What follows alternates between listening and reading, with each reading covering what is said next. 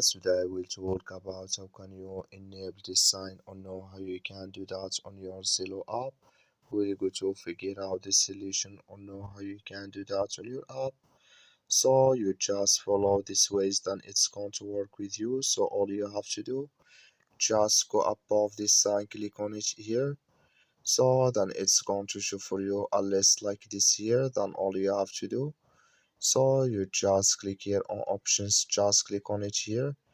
Then you come to next step here. Then all you have to do, just click here on notifications. You just click here on notifications, come to next step here. Then all you have to do, just come here to end of incoming message, click in this sign. Then like you see sign is gone here, that's mean end of incoming message notifications disable with us now. So and here can you select here sound. That's all you have to do. Thank you for watching. Don't forget to support us by like and subscribe.